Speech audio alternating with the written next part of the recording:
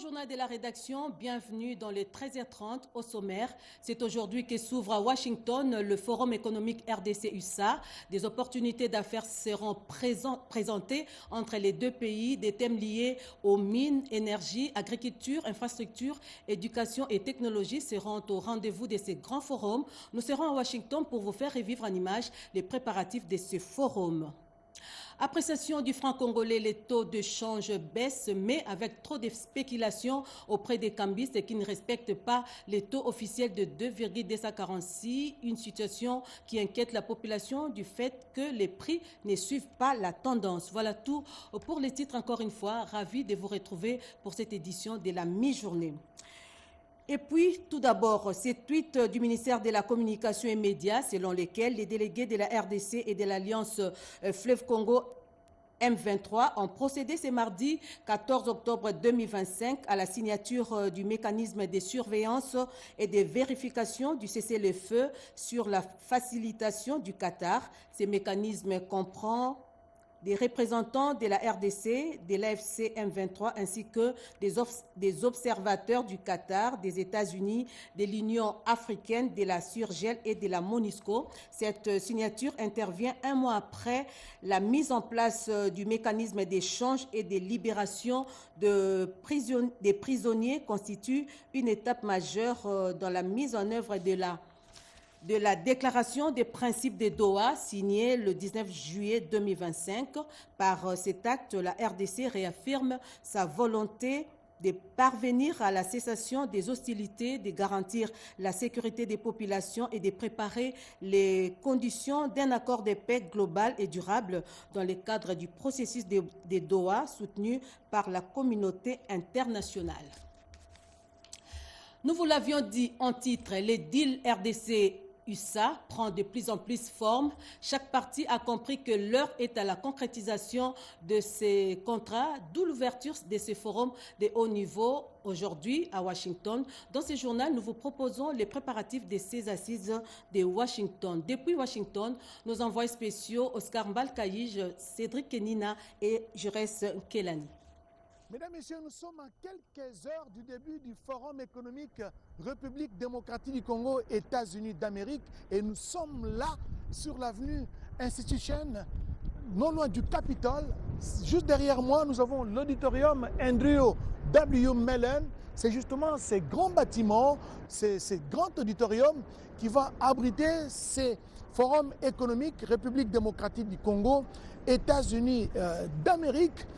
Les équipes s'activent pour préparer justement ce grand rendez-vous avec l'histoire. 35 ans après, les officiels congolais ainsi qu'américains se retrouvent pour échanger sur les aspects économiques, sur des intérêts mutuellement avantageux. Du côté congolais, nous apprenons que 14 membres du gouvernement sont dans la suite de la première ministre Judith Suminwa Tuluka, qui est déjà sur place ici à Washington, District of Columbia, pour prendre part à ce forum, un forum qui va mettre face à face les officiels congolais ainsi que ceux des États-Unis d'Amérique. C'est justement dans cette salle, une salle mythique, cet auditorium qui a servi dans l'ancien temps à la signature des traités, du traité de l'OTAN, et c'est justement cet auditorium qui va accueillir ces travaux du Forum économique RDC États-Unis d'Amérique. Et les préparatifs vont bon train, les équipes techniques, chacun est à pied d'œuvre pour donner le meilleur de lui-même pour que ces travaux puissent se dérouler dans les meilleures conditions. Depuis Washington, DC, Skelani, Oscar Mbal, RTNC. Plus aucune personne n'a de certitude lorsqu'elle se présente devant un cambiste. L'appréciation du franc congolais a laissé libre cours aux cambistes qui défient la Banque centrale et pourtant cette appréciation n'influence que très peu la baisse des prix sur les marchés. La situation qui résume cette réflexion de Dichala et Hervé Mpoudi. Depuis quelques jours, le roi dollar semble avoir été vaincu. Son piédestal est sérieusement ébranlé selon la Banque centrale du Congo. Une chute inéluctable qui surprend et inquiète en même temps. Le taux du dollar est fixé par la Banque centrale du Congo, autorité monétaire du pays. Il se trouve qu'elle a des concurrents illégaux, des cambistes, qui sans vergogne fixent leur taux. truand allègrement le paisible citoyen. Il était un peu plus de 2300 pour $1 hier, selon la Banque centrale. Le cambiste, eux, changeait à 1900 au mépris du communiqué de l'autorité monétaire. Il est à 2250 ce mardi à la Banque centrale du Congo, alors que la rue change à 1850. Pour des matières aussi délicates, doit-on laisser la charge entre les mains des cambistes? Comment un indicateur aussi important du cadre macroéconomique qu'est le taux d'échange peut être régulé par des individus incontrôlés? L'heure n'est-elle pas venue où la Banque centrale du Congo devrait disséminer des bureaux d'échange à travers les grandes places de Kinshasa d'abord et des grandes villes du pays ensuite? Comme ça, le paisible citoyen aura le choix. Des questions auxquelles les réponses sont urgemment attendues. Un élément inquiétant reste le prix sur le marché. La baisse du prix des biens sur les marchés ne suit pas la baisse du taux de dollar. Hier, $10 au taux de 2800 le dollar valaient 9 litres d'essence. Aujourd'hui, ils ne valent plus que 6 litres. C'est à titre illustratif. Les transports en commun restent statiques. Les motocyclistes n'ont pas bronché. L'urgence, c'est donc faire correspondre les prix avec la baisse du taux du dollar.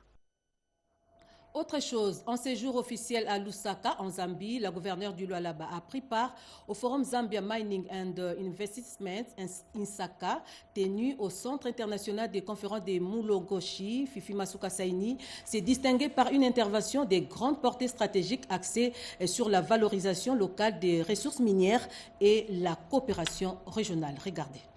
En séjour officiel à Lusaka, capitale de la Zambie, la gouverneure du Lualaba, Fifi Masuka Saini, a pris la parole au forum Zambia Mining and Investment INSACA, grande rencontre régionale sur l'avenir du secteur minier africain, placée sous les thèmes libérer les richesses minérales de l'Afrique, promouvoir la valorisation et la création des valeurs minières de manière durable. Organisé au Centre international des conférences de Mulungushi, le forum a réuni plusieurs hautes personnalités dont le président zambien Hakainde Hichilema, des membres du gouvernement, investisseurs, opérateurs miniers et représentants d'institutions régionales. Fifi Masuka Saini s'y est distingué par un discours visionnaire et une présence marquante. À ses côtés figuraient notamment les députés nationaux Cheke Malandi Swana, les secrétaires exécutifs adjoints du gouvernement provincial et les consuls de la République démocratique du Congo en Douala, témoignant de l'engagement congolais pour une coopération minière régionale renforcée. À l'ouverture pour ces jours, la gouverneure du Lualaba a été accueillie parmi les autres des marques par les chefs de l'État zambien. Après l'intervention du ministre zambien et d'autres acteurs, Fifi Masuka Saini a livré une allocution de haut niveau axée sur la transformation structurelle du secteur minier africain. Votre vision rejoint celle de notre président de la République, faire de l'Afrique minière une Afrique souveraine et responsable.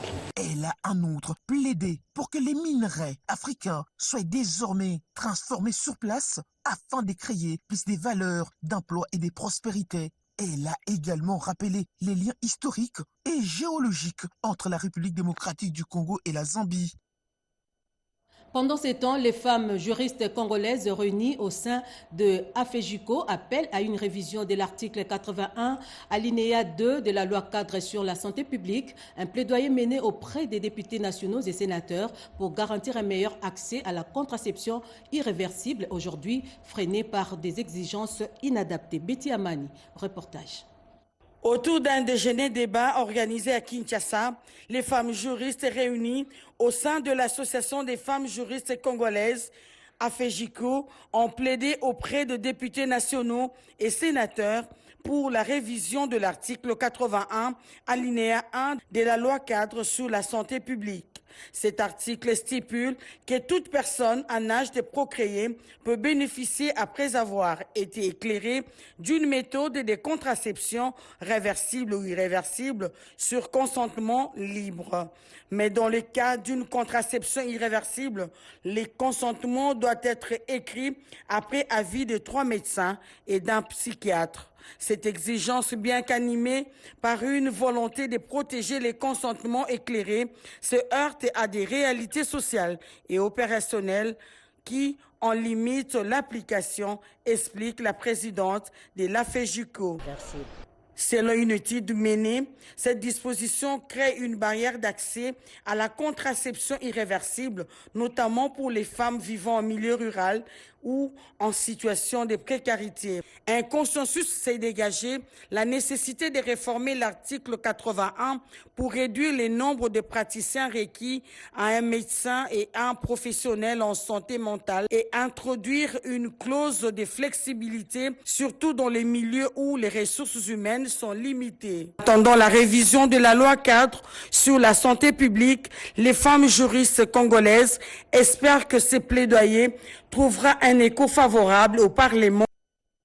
Et dans un autre registre, la ministre de la Jeunesse et de l'Éveil patriotique, Grace Coutinho, elle, a procédé hier lundi 13 octobre 2025 au lancement officiel d'un partenariat entre son ministère et la banque Equity BCDC, et ce, dans le cadre du projet pilote d'insertion socio-économique des jeunes, un projet qui vise à promouvoir l'entrepreneuriat de jeunes. Jean-Pierre Ndolo Demazou, commentaire.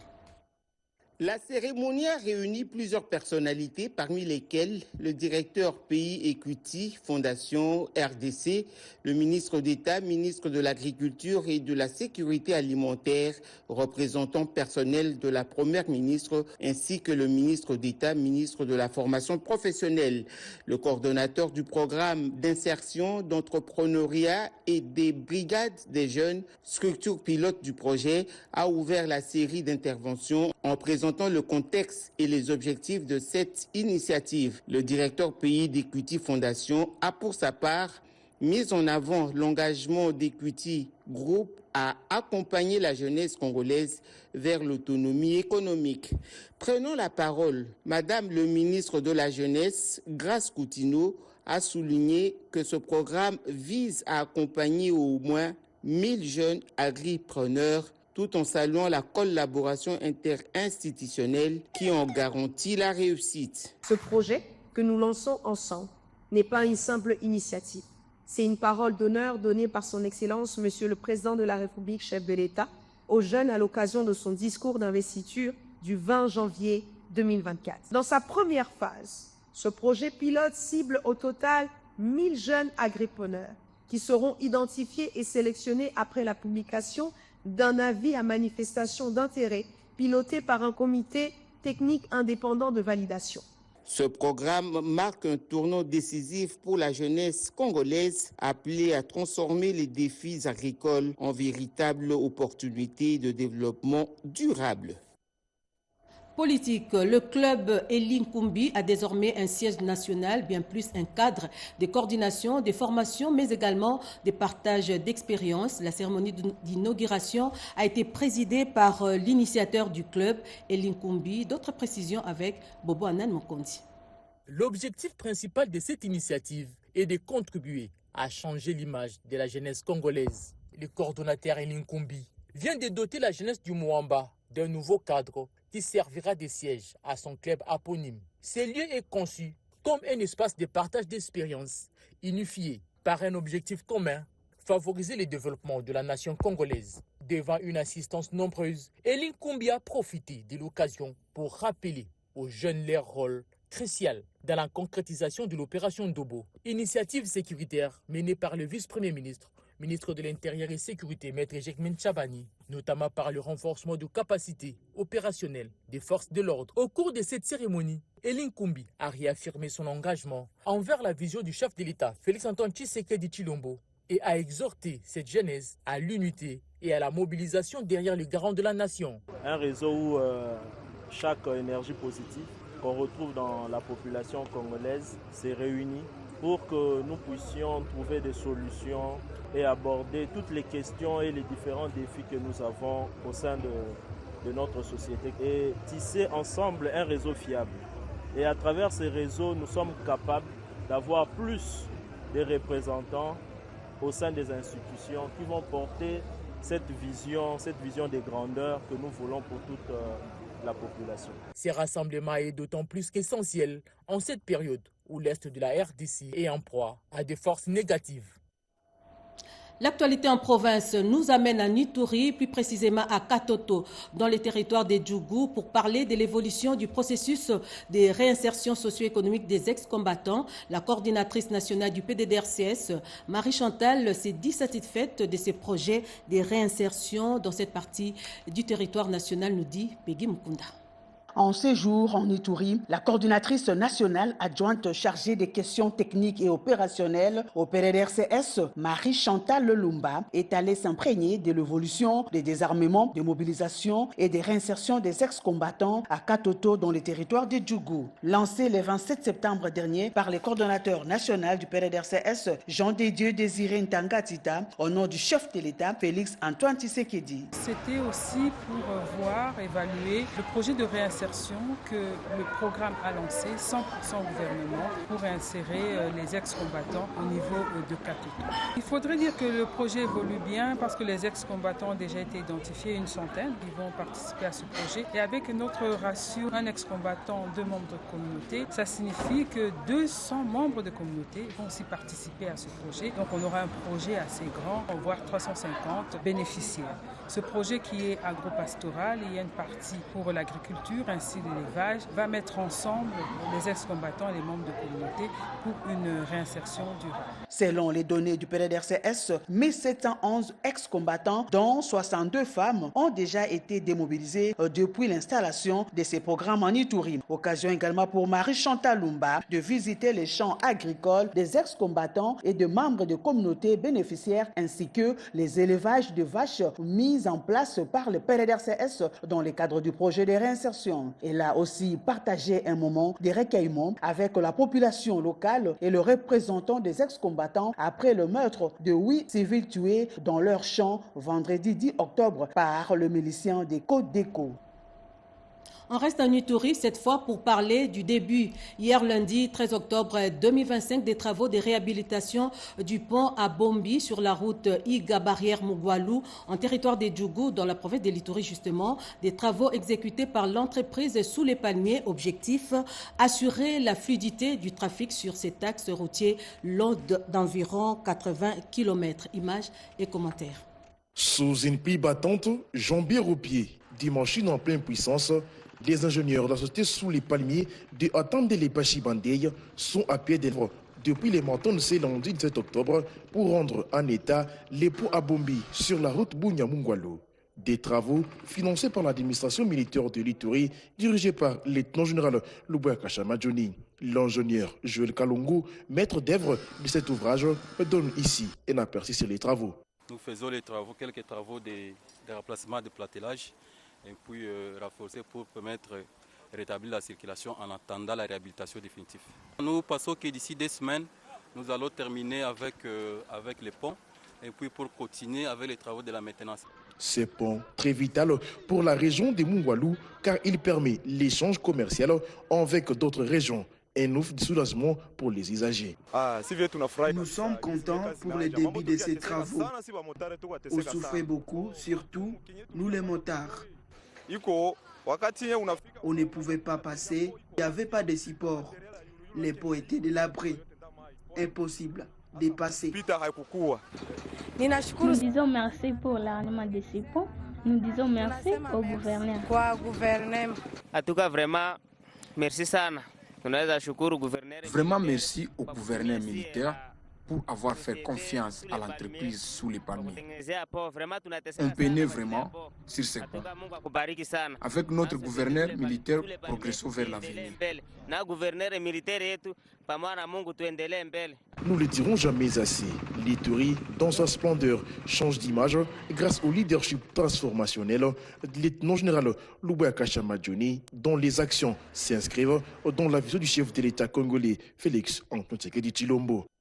On reste en province, direction Congo central, plus précisément dans les territoires de Mbanza-Ngungu où la population de ces coins du pays peine à s'approvisionner en eau potable. D'autres précisions avec David Moubenga. Le territoire de Mbanza-Ngungu dans la province du Congo central est aujourd'hui confronté à un sérieux problème de desserte en eau potable.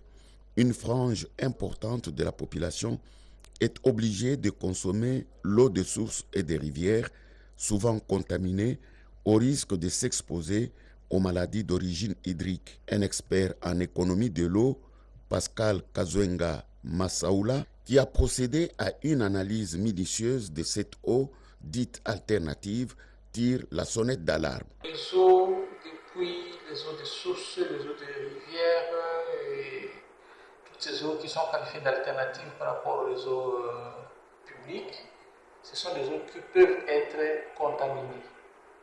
Donc ce sont des eaux qui nécessitent d'être traitées avant d'être consommées et aussi nécessitent de pouvoir aménager toutes ces sources et tous ces puits pour éviter les contaminations. Bon, à ce que je sache, l'eau de la régie des eaux est une eau de bonne qualité et est une eau aussi qui coûte moins cher, mais elle est limitée à une petite proportion de la population. Selon les études, en Bangamou, on serait autour de 26% de la population qui est desservie par l'eau de la régie des eaux, ce qui suppose que 74% de la population n'en a pas accès.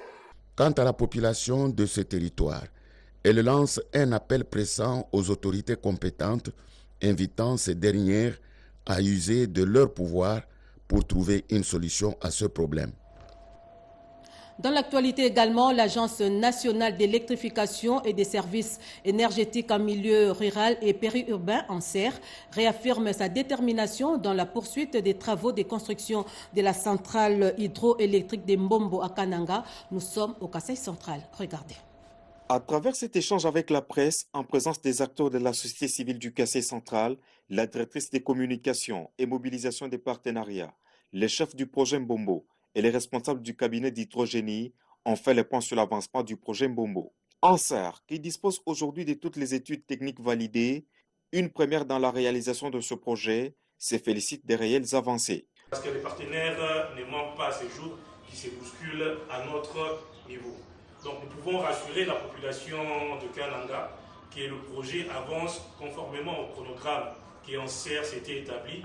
Conformément à sa mission, celle de faciliter l'accès à l'énergie aux Congolais des zones rurales et périurbaines, ANSER rassure quant à la poursuite des travaux. Alors, ce sont ces deux options que nous sommes en train d'évaluer. D'un côté, la souveraineté de l'État dans le projet et de l'autre côté, la célérité de décaissement. Ce sont ces deux facteurs qui vont déterminer avec quel montage nous avançons. Mais je vous rassure, ce n'est pas cette décision qui ralentit le projet. Le projet n'est pas ralenti. Le projet suit son cours normal. Chute Mbombo devant être réalisé en modèle partenariat public-privé en attendant la contribution de l'État de l'ordre de 20 à 30%, ANSER continue avec l'installation d'autres centrales solaires au Kasaï central. Comment, en attendant, nous soulageons la population? On a parlé de 200 kW crête à l'aéroport, 800 kW crête qu'on va bientôt installer et qui seront prêts d'ici le premier trimestre de l'année prochaine, de 200 kW crête à Chimboulou, 100 kW crête à Luiza et 1 MW à Mwanzangoma. On revient dans ce journal sur la commémoration de la date du 12 octobre à l'église Kimbanguiste, une date qui marque le 74 ans de la disparition du prophète Simon Kimbangu et la naissance du représentant légal de cette église. Le vice-premier ministre et ministre de la fonction publique Jean-Pierre Liaou a représenté le chef de l'État à ces grands rendez-vous chrétiens. On fait le point avec Nadine Kilocho, Cédric Kenina et Moké Maluma. Kamba, dimanche 12 octobre 2025, le soleil s'est levé sur la ville sainte alors que le vice-premier ministre, ministre de la fonction publique, Jean-Pierre Liaou, poursuit son séjour à Kamba sur invitation de son éminence Simon Kimbangu Kiangani, chef spirituel de l'église kimbanguiste. Avant de prendre part au culte dominical, marqué par deux événements d'une grande portée symbolique, la commémoration du décès du prophète Simon Kimbangu et l'anniversaire de naissance de son éminence Simon Kimbangu Kiangani. Le vice-premier ministre, Jean-Pierre Liaou, a été reçu en audience privée par le chef spirituel. Un moment empreint de solennité, d'échanges fraternels et de reconnaissance mutuelle. Invité à s'exprimer devant les fidèles rassemblés à Kamba, le vice-premier ministre Jean-Pierre Liaou a salué avec émotion le combat spirituel, identitaire et libérateur mené par le prophète Simon Kimbangu en pleine période coloniale. J'ai visité le mausolée, le musée, quelques sites. J'ai compris le sens de ma présence. Ce sens, c'est d'abord celui de comprendre l'essence du combat du prophète Simon Kimbangu. L'essence profonde de ce combat, qui est un combat pour la libération, non pas du peuple congolais, mais du peuple noir. La vraie libération. Parce que lorsque il commence, lui, son combat contre les injustices, contre le brimade, contre l'inhumanisme, contre les inégalités, l'exploitation de l'homme par un autre homme. En ces moments-là, il faut le souligner, lorsqu'il commence, Patrice Emery Lumumba n'est pas né. Lorsqu'il évoque la question de l'indépendance du peuple noir, Lumumba n'est pas né. On doit enseigner la vraie histoire de ce pays à nos enfants. Pour lui, l'héritage du prophète demeure une source d'inspiration majeure dans la quête permanente de justice, de progrès social, d'unité, de paix pour la RDC. En se dressant avec foi contre l'oppression, l'injustice et l'aliénation coloniale, Simon Kimbangu a éveillé les consciences et sémé les graines de la libération spirituelle et politique d'un peuple longtemps meurtri.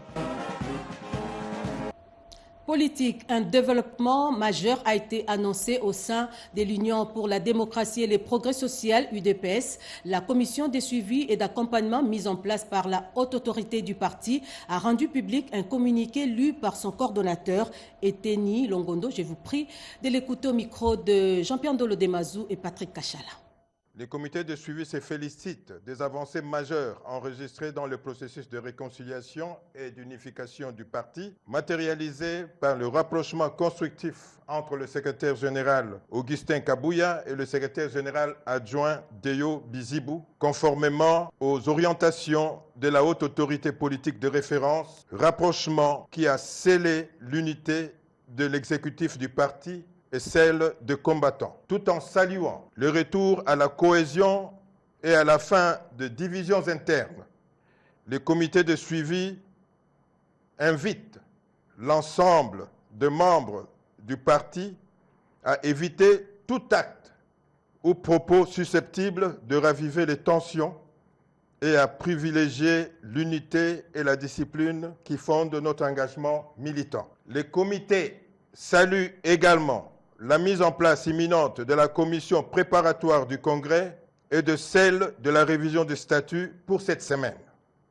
Une étape essentielle pour consolider les acquis du processus de réconciliation et renforcer les fondations organisationnelles du parti. Fidèle à sa mission d'accompagnement, le comité de suivi s'engage à suivre de près l'évolution de ces travaux afin de faire respecter la période immuable de la tenue du Congrès, la première quinzaine du mois de décembre 2025, telle que nous recommandée par la haute autorité politique de référence.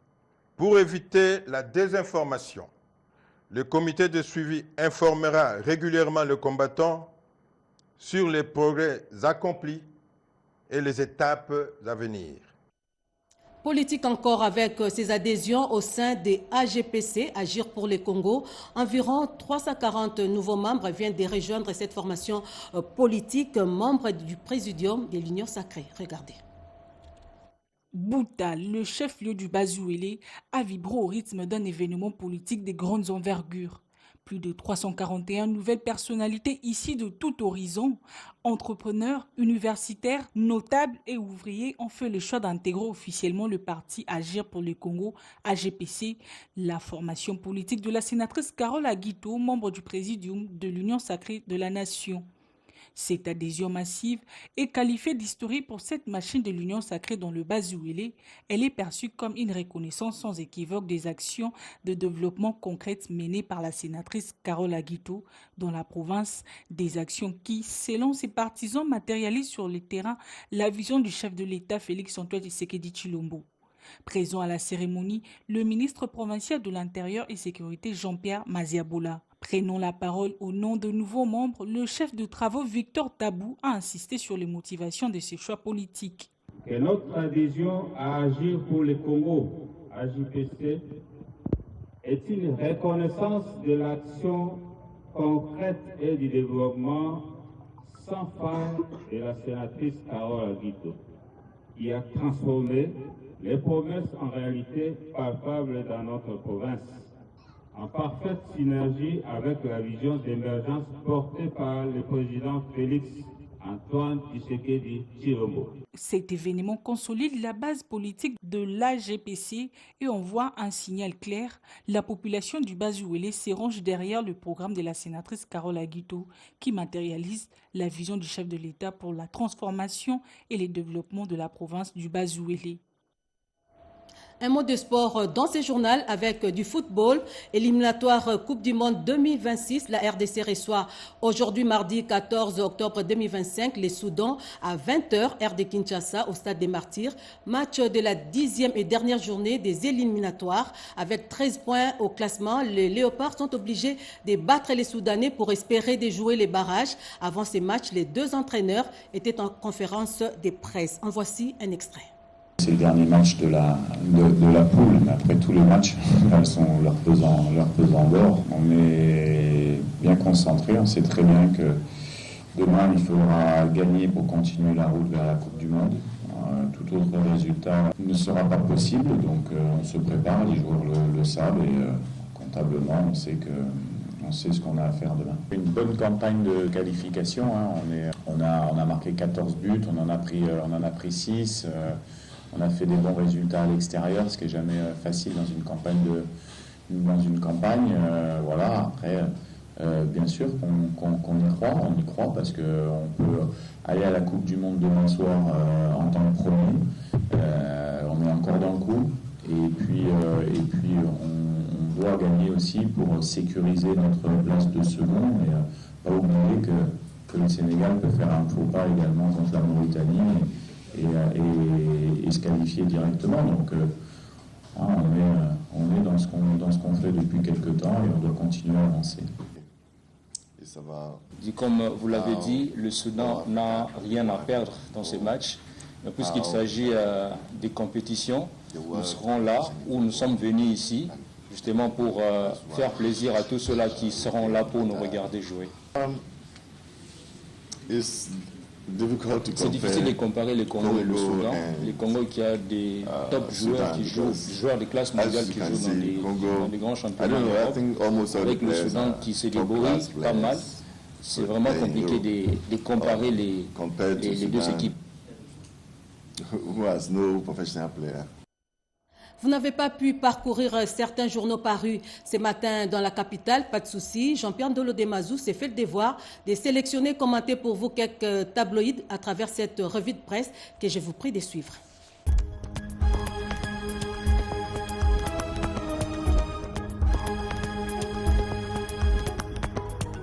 Bienvenue mesdames, messieurs à cette revue de presse du mardi 14 octobre 2025. Le yo-yo du front congolais, titre ouragan.cd. Depuis plusieurs semaines, Kinshasa est le théâtre d'une véritable cacophonie financière, alors que la Banque centrale du Congo et le gouvernement s'enorgueillissent de l'appréciation du franc congolais face au dollar, promu comme un signe tangible de redressement économique. La réalité sur terrain contraste avec cette euphorie officielle. Dans les ruelles et marchés de la capitale, les cambistes dictent leurs propres règles, transformant la baisse historique du dollar en un théâtre de spéculation et d'escroquerie pour la population. Voilà pourquoi la Banque centrale serre la vis, fixant le taux de change pour bien réguler le marché. Rutshuru, l'armée congolaise accuse le 1-23 AFC dans des nouvelles atrocités, révèle vraie thématique. La tension reste vive dans le groupement de Kiyondo, territoire de Rutshuru au nord Kivu, où des villages comme Rusinga, Bouma, Kauma et Mwingia ont été ravagés récemment. Plusieurs habitations y ont été réduites en cendres et des civils ont perdu la vie dans des attaques que l'armée attribue aux rebelles du 1-23 en coalition avec l'AFC appuyé par le Rwanda. Dans un communiqué publié lundi 13 octobre, la 3e zone de défense des FARDC parle d'actes délibérés commis le 7 octobre dernier. Sud Kivu, 93 personnes souffrant de maladies mentales se sont suicidées au premier semestre 2025, constat de la division de la santé repris par 7sur7.cd. Ces cas sont parmi les 118 879 cas de maladie mentale enregistrés au Sud Kivu pour le docteur Michel Maneno, chef intérimaire de la division provinciale de la santé. 10 888 cas sont liés aux troubles post-traumatiques, 6 171 cas liés à la dépression et 2 734 cas liés à la toximanie. RDC, plusieurs opposants boudent la réunion convoquée par Joseph Kabila à Nairobi. Un article de Jeune Afrique repris par opinioninfo.cd. 2 semaines après sa condamnation à mort pour trahison et crime de guerre, Joseph Kabila tente un retour politique remarqué. L'ancien président de la République démocratique du Congo a convié plusieurs figures de l'opposition à une réunion prévue ce mardi 14 octobre 2025 à Nairobi. Selon un proche de l'ex-chef de l'État qui s'est confié à Jeune Afrique, cette initiative vise à reconstituer un front politique face au président Félix Tshisekedi dans un contexte marqué par la reprise annoncée des discussions entre Kinshasa et le 1-23 à Doha. Cependant, plusieurs ténors de l'opposition ont décliné l'invitation. Moïse Katumbi, pourtant sollicité, ne participera pas à la rencontre, tout comme Deli Sissanga et Jean-Marc Kabound. Martin Fayoulou, de son côté, affirme ne pas avoir été contacté. Fin de ce journal, merci à vous de l'avoir suivi en ma compagnie. Merci aux différentes équipes, à la rédaction, en régie, à la réalisation. Grand merci également à tous les héros dans l'ombre. Excellente suite des programmes sur la télévision nationale.